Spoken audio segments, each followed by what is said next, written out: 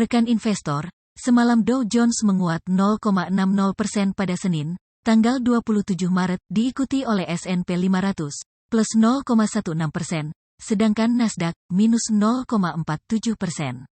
Wall Street ditutup variatif, di mana katalis positif datang dari otoritas AS yang akan menambah fasilitas pinjaman bagi bank-bank yang mengalami masalah likuiditas.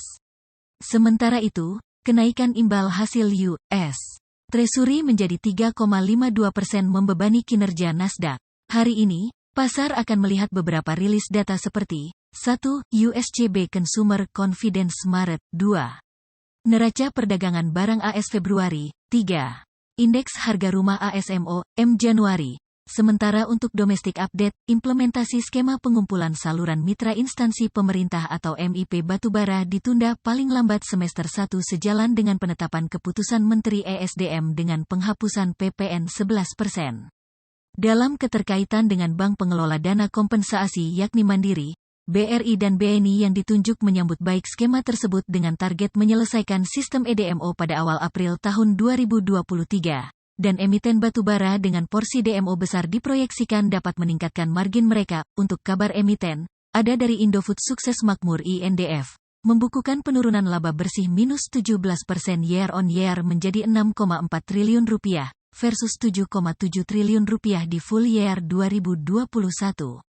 Penurunan laba bersih disebabkan oleh kerugian valuta asing yang meningkat hampir 3 kali lipat. NPM juga turun menjadi 5,7% versus 7,7% di full year 2021. Selain itu, kenaikan biaya bahan baku juga membebani margin, di mana gross profit margin turun menjadi 30,7%, vs 32,7% di full year 2021.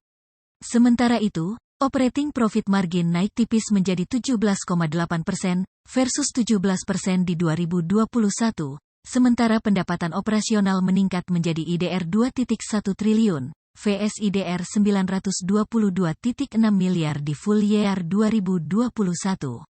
Saat ini INDF diperdagangkan di level PI 8,80 kali dan PBV 1,04 kali, lalu ada dari aneka tambang. ANTM membukukan laba bersih Rp3,8 triliun, atau tumbuh plus 105,2% YoY, versus Rp1,9 triliun di full year 2021. Kontan, pertumbuhan laba bersih tersebut didukung oleh peningkatan pendapatan sebesar plus 19,5% YoY menjadi Rp45,9 triliun, versus Rp38,4 triliun pada FY21. Margin juga tercatat ekspansif, di mana gross profit margin naik menjadi 17,9% dan OPM naik menjadi 8,6%, versus 16,5% dan 7,1% di full year 2021. Saat ini ANTM diperdagangkan di level PI 13,45 kali dan PBV di 2,09 kali, lalu terakhir dari Tower, yang mana membukukan laba bersih Rp3,44 triliun, naik tipis plus 0,4% YoY di full year 2022. Emiten News berhasil membukukan pertumbuhan pendapatan sebesar 27,8% YoY menjadi Rp11,04 triliun dan peningkatan laba usaha sebesar plus 26,5% YoY menjadi Rp6,83 triliun. Namun, kenaikan beban keuangan plus 74,5% YoY juga menghambat profitabilitas perusahaan. Saat ini TOWR diperdagangkan di level PI 13,49 kali dan PBV 3,22x kali. Sementara untuk perdagangan hari Senin kemarin, IHSG ditutup melemah minus 0,79% ke 6.708,93, diikuti aksi beli asing neto sebesar Rp115,77 miliar. Sejumlah sektor mengalami pelemahan dan membebani indeks, dipimpin oleh sektor keuangan, minus 1,04%, diikuti oleh sektor kesehatan, minus 0,32%.